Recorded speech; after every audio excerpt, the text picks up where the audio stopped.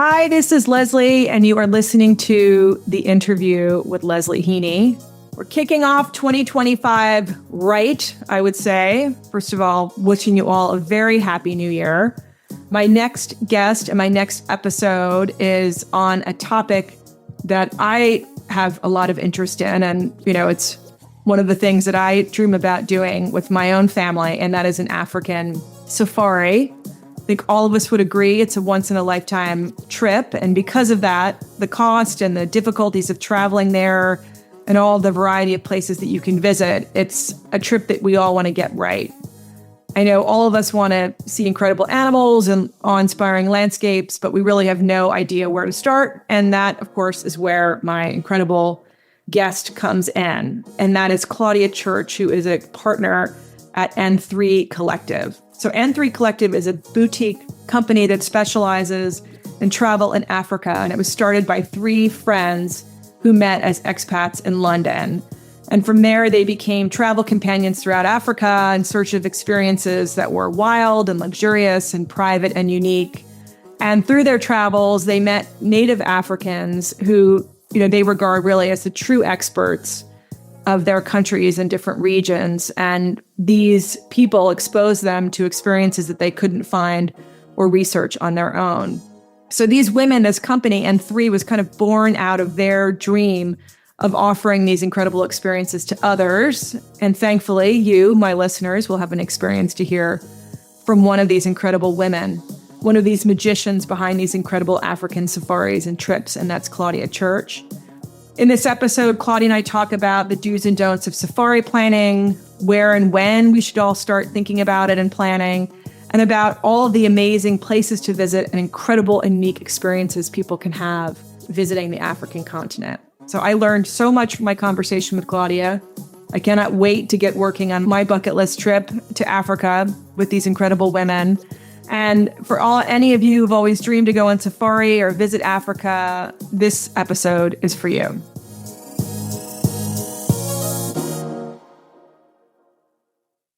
Claudia, so nice to see you. Thank you so much for being here. Thank you, Leslie. I'm so pleased to be here. Occasionally, I'll do topics that are sort of selfish, like what do I want to know more about? I guess all of my topics are things I want to know more about or people I want to know more about. But safari, you are the co-founder of the N3 Collective, and it is a group that helps put together incredible safaris for people and families. And a safari trip, as I know you know from the work that you do, is sort of on everyone's life bucket list.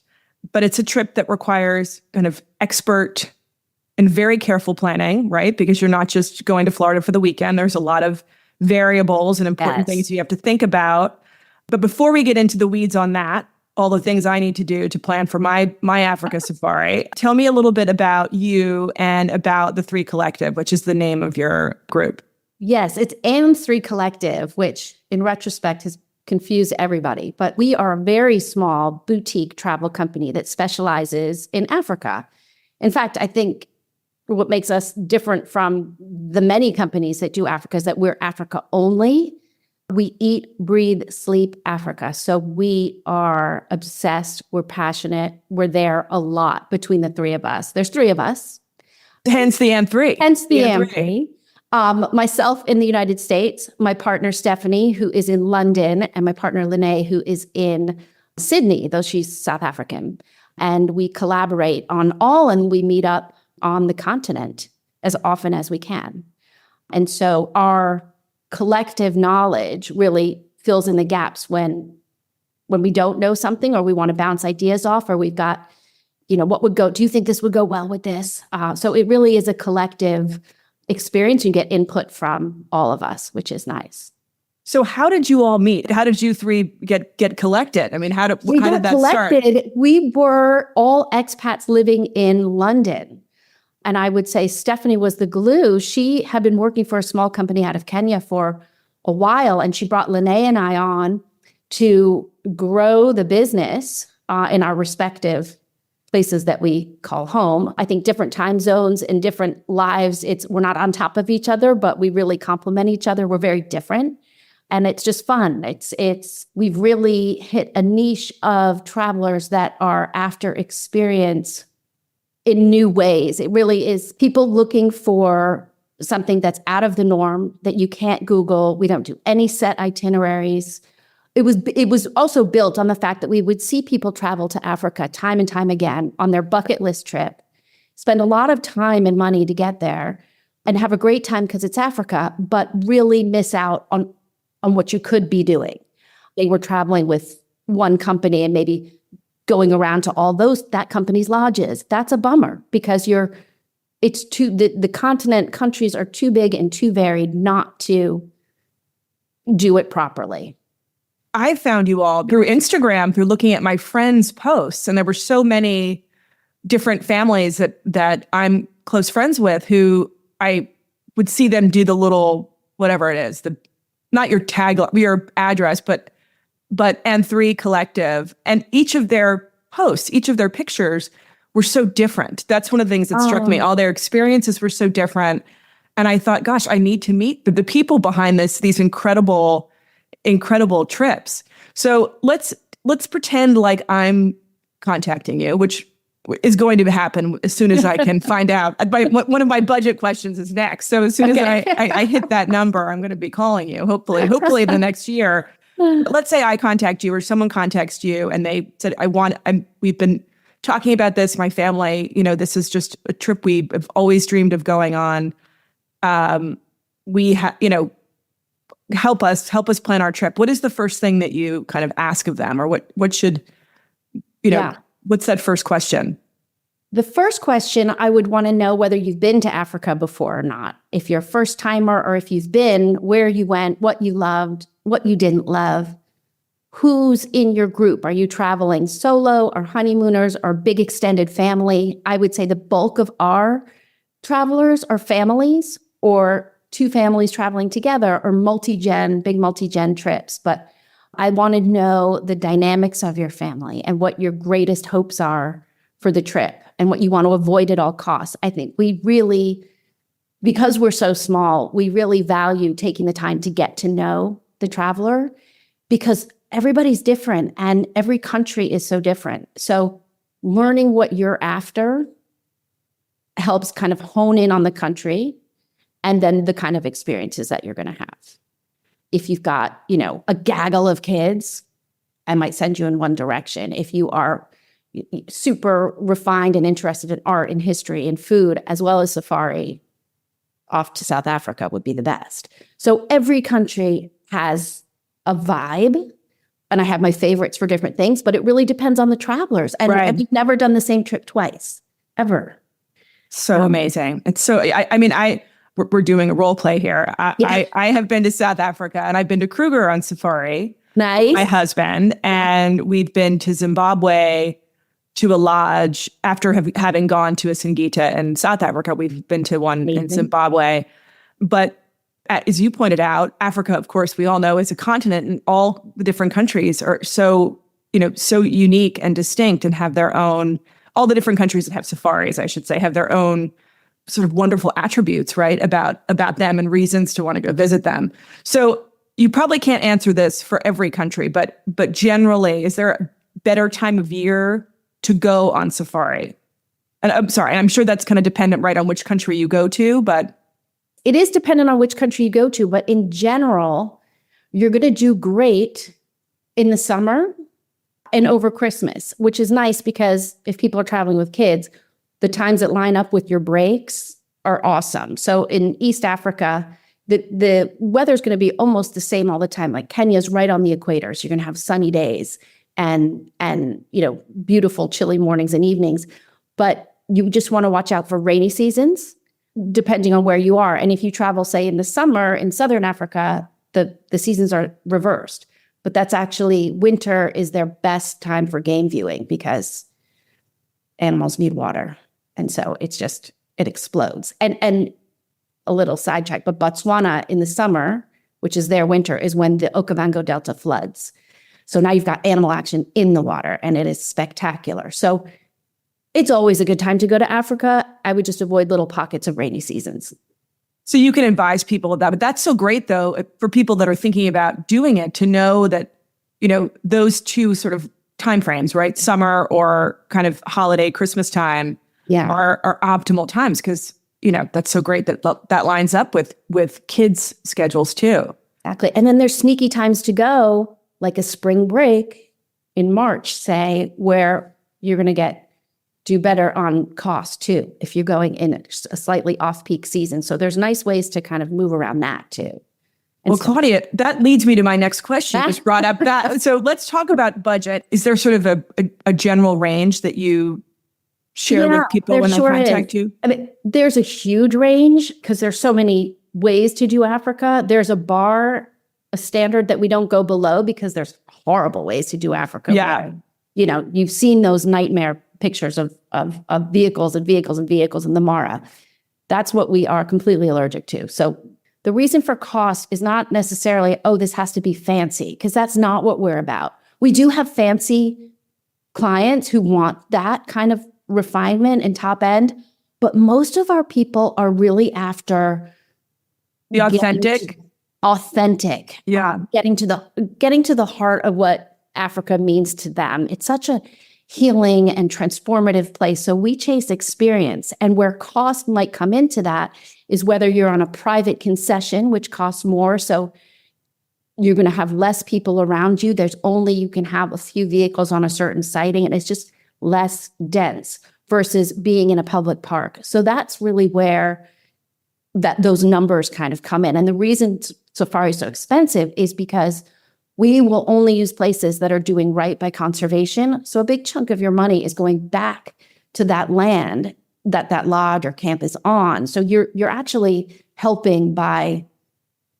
being there. It makes a huge difference. It keeps them alive. They're symbiotic with the tribal cultures that are there in East Africa, for example. But I'm not answering your question. No, it's funny you said I never realized the connection between the cost and the concession piece of the public, because when you're going into, for example, when I went to Kruger in South Africa, and we had went to a lodge there, a Singita lodge there, and they had their own concession, right? Meaning that they were given a certain piece of Kruger that's sort of designated as theirs. We drove up for a while before we got into a smaller plane and went by kind of a public area or a public concession. People were driving in and out. And it's almost like you're, harken back to my days growing up in New Jersey, like you were at Great Adventure on the, it can be a much different experience than what you're talking about. There's situations to avoid at all costs. It's not good for the travelers. It's not good for the animals. So we don't do only private concessions. There's pockets and beautiful parts of national parks, but you just need to know how to do it properly and how to just, stay away. We really are, as much as you can be on your own, as much as you're having your experience, that's what we're after. And some of my favorite camps are not the fancy ones at all. They are such gems. We are a high-end company, but on average, our trips are running at about $2,500 with all the bells and whistles, $3,000 per person per day. Now, that number, some people would be like, it's not even in the realm. And for a very long time, we're not going to drop below a certain standard because it's not delivering on what our promises. But we were turning away so many people. And what we want to do is get people to Africa, because it's just the most magnificent experience that everybody should be able to have. So we have recently partnered with some others who can do it at a different price point. So we don't ever want to turn anybody away ever again. Once you go there to experience it and you see sort of what goes into making that experience happen, from the airplane flights to the guides bringing in, whether it's a tented safari or the food or all of these things, you kind of really get a sense of why the price is the price, right? Because it's not like, to your point, while you're doing things in a very high end way, you're just making it possible. There's a certain cost to make it possible, because you're in Africa. Yeah. And it's a different beast. Like you said, it's not going to Europe and figuring out your best hotel. It is so intricate, and every piece makes a difference from it takes a tremendous amount of people to run a lodge or a camp, get the food in, transport, get equipment in. And the food is outrageous. You can't believe how good the food is. Yeah. But it's also, our numbers will include everything from the moment you land in Africa to the moment you depart. So that includes all your internal flights and transfers. You're flying around in little planes to get from point A to point B, which is just part of safari because the distances are vast. And you want your trip to be really varied in different ecosystems, different experiences, different accommodations. So you don't have any surprises. The beautiful thing too is, when we have these big families that come, moms don't have to think. This is in the books. Yes. Think, where am I going? What time do I need to be ready? Where do we need to be? By the way, you should have that be your tagline or some kind of advertisement of, that would, moms don't have to think. It's just, I just signed up. I just signed up. But tell me, you talked about, Claudia, like all the varied landscapes and the varied experiences I'm sure you could go into a deep dive on each country, but what would you say? So the countries that are sort of most popular or most known for safari, Kenya, Tanzania, Botswana, Zambia, South Africa, what are the sort of most frequented, and what is each country known for, would you say? Okay, great question. I would say East Africa would be Kenya and Tanzania. My heart is in Kenya for families. It's where I brought my own family over and over again. And the reason being that they're the most flexible there to get out of the vehicle and be active. So it's not just, a lot of people worry about kids being in vehicles for long stretches of time. Are they going to get bored? Not on our watch. We can get them out, depending on where you go, on horseback, on camelback, jumping into waterfalls. Some places have e-bikes. Get out on foot. Helicopters are the most fun ever, jumping into sand dunes, landing in remote places. So there is no way that kids will be bored in Africa. Our guides will, throw them behind the wheel and teach them how to drive. Like, we are not the normal safari company. We really do things differently. It's a very intimate experience. And Kenya allows for that, which I love. But my goodness, Tanzania is amazing. When you go, and the islands off of both of those, which can be cool to either start or finish. And then Southern Africa, I would say it's either the most popular would be South Africa or Botswana, or a combo of the two. Botswana is really just such a holy grail for safari goers. It is pristine wilderness. Their conservation model, they're the most expensive country to go to, and that is their conservation model. So they are prohibitively expensive. They keep people out. So for the fortunate ones that can go there, once you're there is nobody around, and it is magnificent. Is that topography? And I don't know if I'm thinking of Botswana, but is there more sand dunes there as well? Is it more, there are areas of that are less dense with vegetation, Botswana? I'm just getting all my information from Prince Harry. Yeah. And I read about in Spare his whole, I'm like trying to visualize it, but is that what it's, sand dunes and kind of. Botswana's flat. Okay. Flat.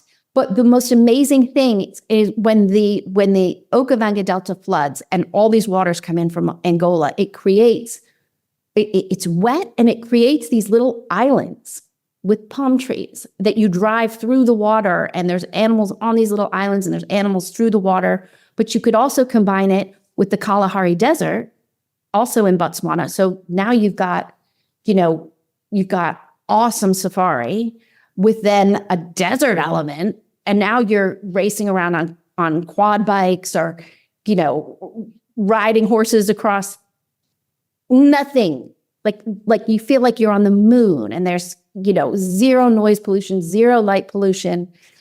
It's fantastic. So I would say in every trip we do, as much as we can vary it, that's just the best thing, because there's so much good stuff to do. And then South Africa, the safari is incredible. The lodges, I would say East Africa is distinguished by tented camps. Mobile tented camps is very East African. That's our favorite thing to do. We love that. It's as close as nature as you can get. You are zero footprint, but it's still so comfy and nice and fun and exclusive to you.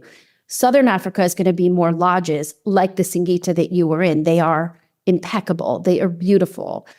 Decor, food, wine, art, safari, all goes hand in hand there. And you could mix Cape Town, winelands, and safari for a totally rich and different trip. So there's too much good things to do. And then some people want to go to Namibia for the lightened landscapes. That's where you get your dunes on steroids. So there's just too many things to do in too little time. So we went to South Africa.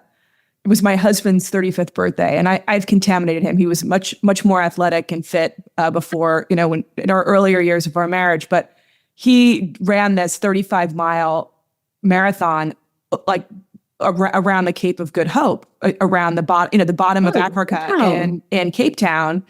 So we started there. We went to the wine country, and then we went to that Singita. But I wanted to do the great white shark experience. You did? I did, and not in the water, but from the boat. And we had the whole thing planned. We were getting up at 5 to meet the outfit in Cape Town, and the guy called, and you can hear it's like, perfect storm.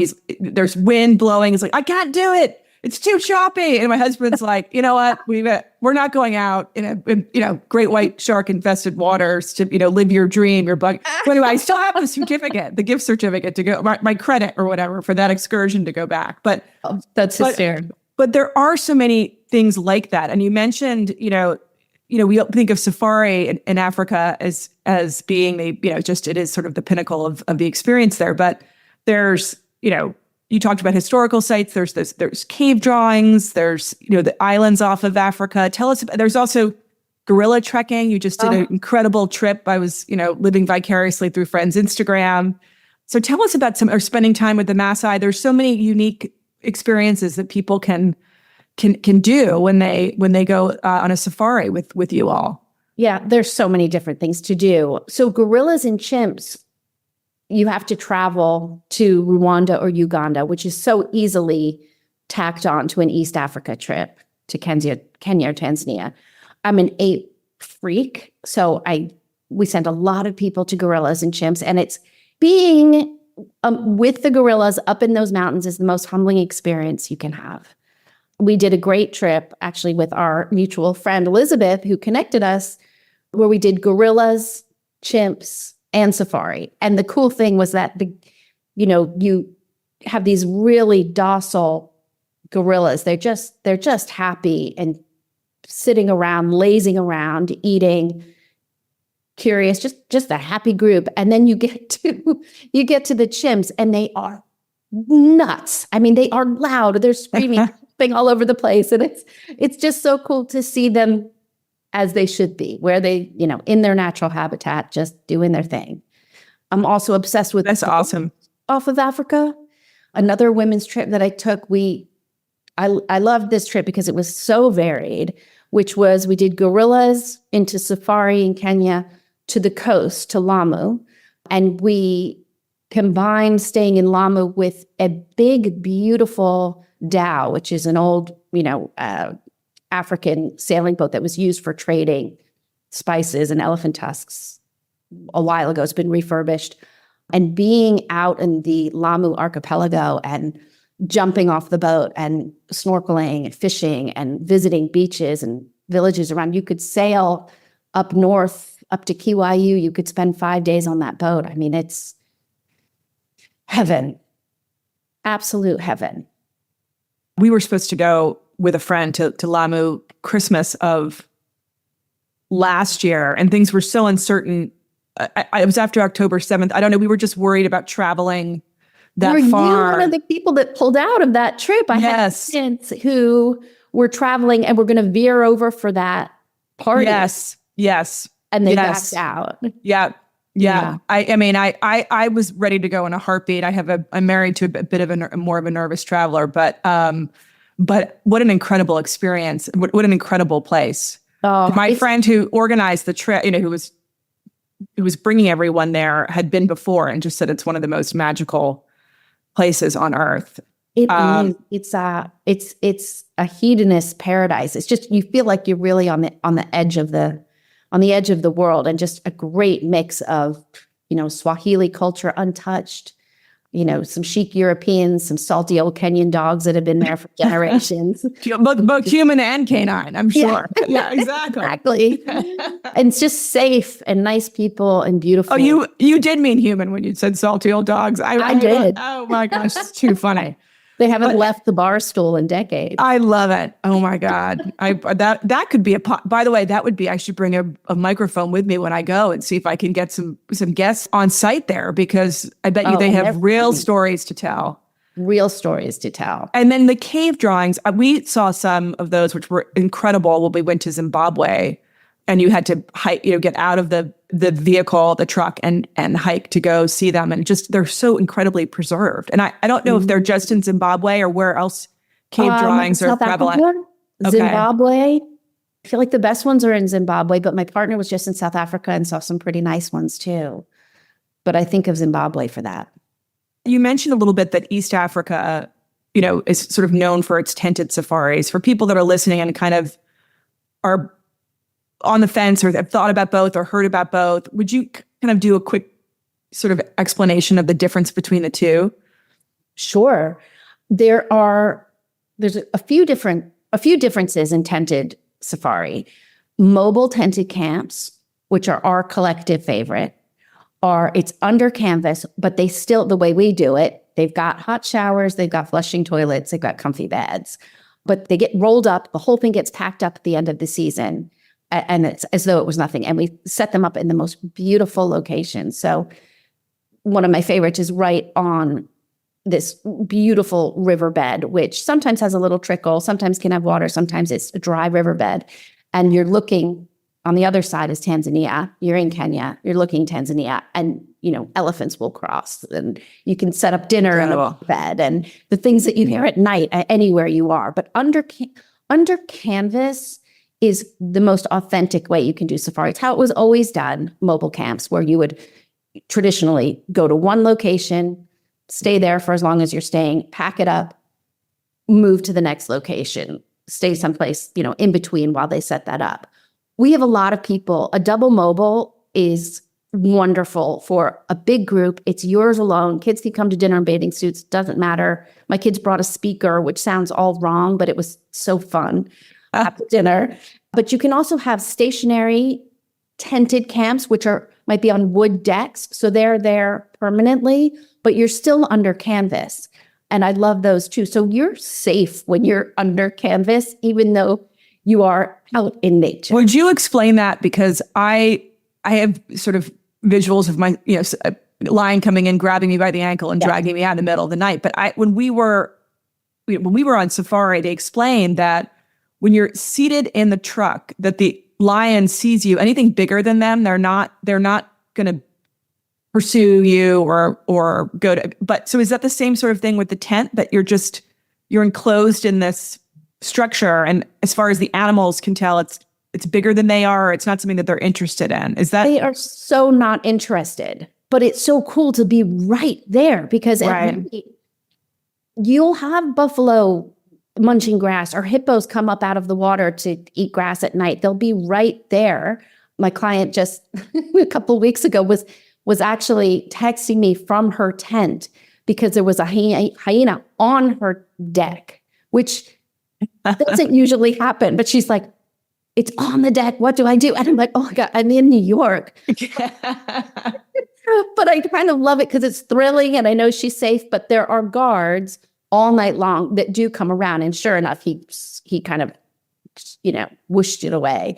But you are 100% safe. They'll brief you when you get there that once you're in your tent for the night, you are in. Like you don't run to the next tent in the middle of the night when you hear that noise, because once it's dark and you're on foot, then you're on your own. You're on your own. Yeah. You're bait. But no, it's so safe once you're in. And I remember the first time I took my kids, I was so terrified because I knew all three of them were in one tent. And I knew when that lion roars in the middle of the night, that is when my daughter is going to unzip that thing and come running over to me, hands down. And sure enough, the lion starts roaring and it sounds like it's in your tent, even though it's a mile or two away again. And I heard them and they were all laughing and giggling. And it wound up, the nighttime noises were their favorite thing in the whole world. It's just so cool. It's such a part of it. Well, you mentioned just your daughter unzipping the tent and running over, and that's another on my. See, here I'm accusing my husband of being a nervous traveler, and you can see I'm going through my checklist of my anxieties. But what is the youngest age? I mean, when is the appropriate or the sort of the floor for you, or the youngest age that you would ever recommend someone bringing kids on safari? Or I guess it depends. If you're going to a lodge, maybe it's not that age. Depends where you go. Some will have an age requirement. Southern Africa, depending on the camp or lodge, it might have an 8 years old minimum. Some will have 10 because it's for in Botswana, you're so out there. It can be quite dangerous. That's what that's about. For example, in Kenya, we've had kids as young as, I think 3 was our youngest. A big multi-generational family. I think ideally, 7-year-olds are amazing because they're so into everything and they soak it up and they have a million questions and they're just the best. And you worry, will they remember? And I remember a friend having her daughter's seventh birthday over there, and I saw her about 6 months later, and she just about so many memories and experiences, her favorite thing in the whole world. So I think 7 is a magic number, but we've done much younger and they have a blast. And we put guides on trips, not every trip, but most trips. We have an army of private guides that they're phenomenal. They're so fun. They're so knowledgeable and great with kids. They're great with parents. It's not just the animals, right? It's the vegetation and the trees and the flowers and the birds. The birds. I mean, I never understood the whole bird watching gig. And now I was like, I could do the birds all day long, spiders. Yes.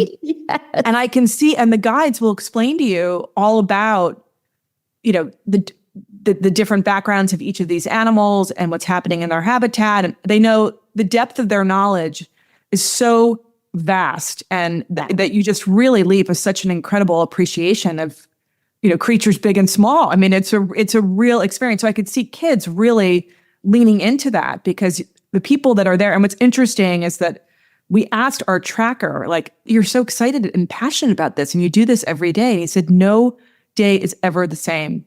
And this was when we were in Zimbabwe, there was a big sort of bush there, and the bush kind of was, something was walking through it, and in front of us appeared this rhino.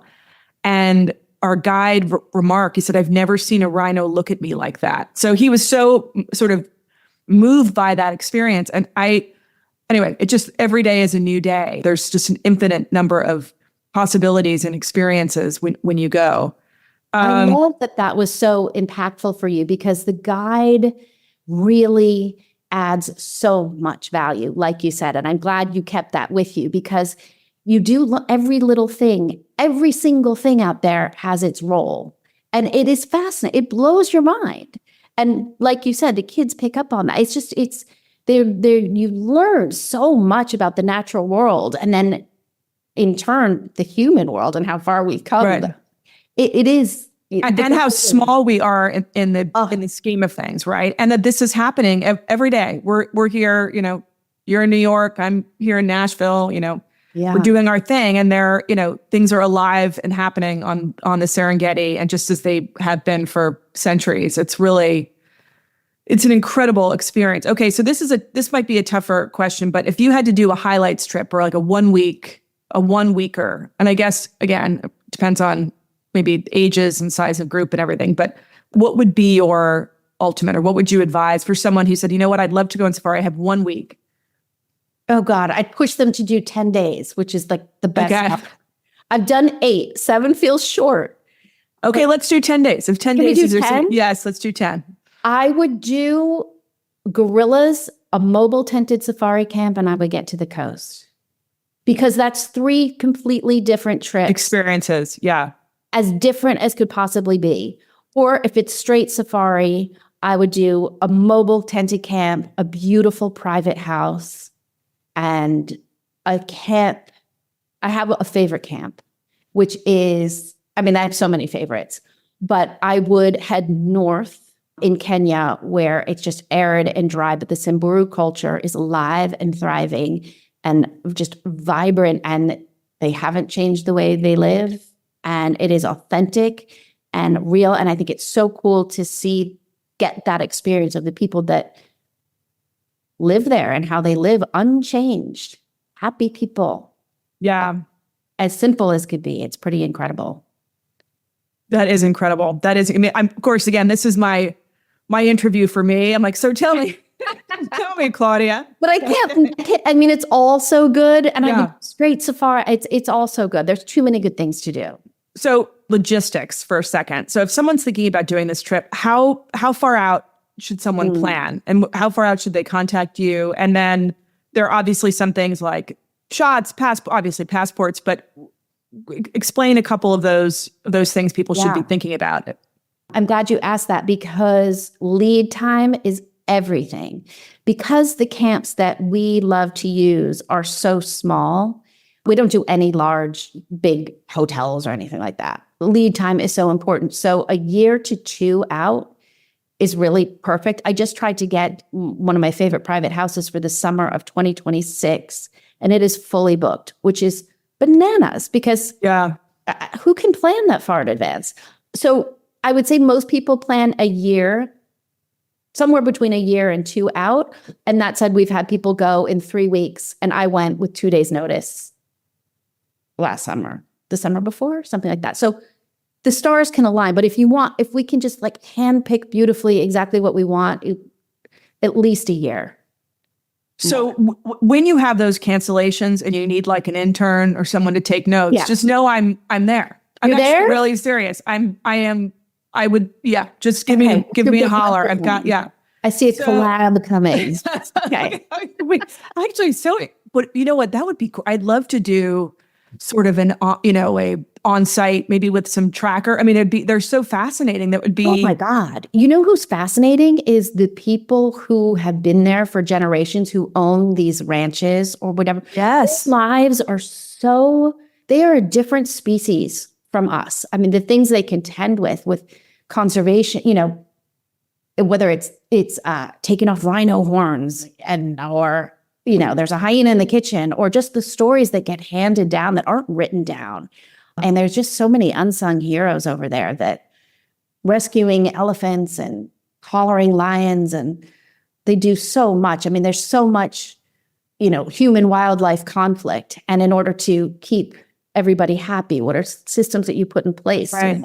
And, you've got to worry about, locals have to feed their families. And right. So there was a big initiative in South Africa of taking people who used to be poachers and making them into guides, right? Because they're poaching because they're trying to feed their families. They're not, it's an economic decision that they're making. And so when you present them with an alternative, and that's been a very successful program in Kruger. Yeah, throughout.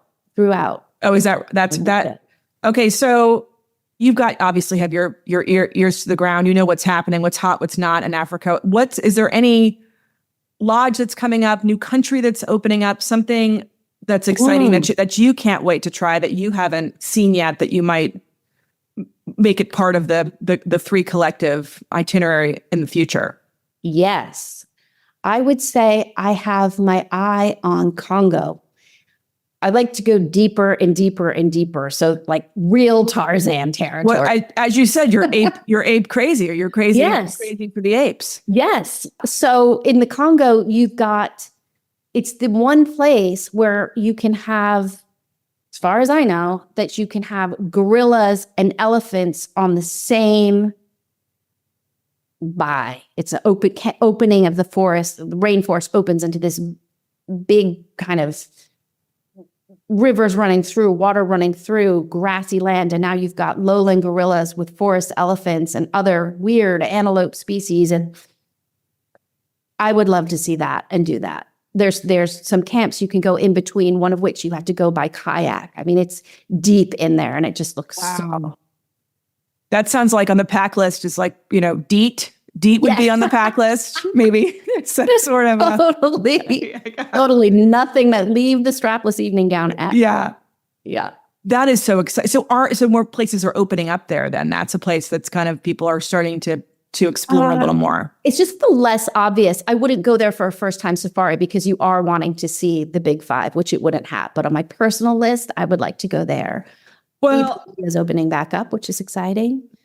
Is that right? Ethiopia's opening back up. And would they have safari there as well? Or no? No, right? No. That would be more just sort of for a cultural experience and Exactly. The beautiful churches, cliffside churches and culture. And they do have those simian monkeys, which I think would be really cool. I mean, you and the I know. You know, that's I know. But there's too much. Again, it just goes to what somebody's after. And also, are you traveling with your family or a group of friends, or, who is in the group? What are they looking for? Landscapes, light, water, fishing, you name it. Well, now that I know what my lead time is, Claudia, I might call you. Should we on talk Monday. in 2030? Yeah, exactly. No, it's on my bucket list, but it's so good to get this incredible overview from you and to speak with someone who's such knowledge and passion about the continent. So yes, for everyone listening, I hope that you learned a ton and you obviously know who to go to when it's your time. But thank you so much for talking with me this morning. I'm so happy to see you, and I took all my notes, so I'm I'm going to be ready to get you on speed dial in the next 10 days, since I know I need to live at least 2 years out or 18 months out, or maybe even a year. But if I want to get that special house that was fully booked, I need to get on things organized. Yeah, we'll make it happen, and everything for a reason. But it was so nice to talk to you. My favorite subject, and great to see you. And thank you for having me. Thank you so much, Claudia. That brings us to the end of this episode of the interview. A huge thank you to Claudia Church for joining. And as always, thank you all for listening. If you enjoyed this episode, please rate and review us on Apple Podcasts or Spotify or wherever you get your podcasts. We release a new episode every Wednesday. And this year of 2025, we have many exciting new episodes ahead. So until next Wednesday, this is Leslie, and thank you for joining the interview.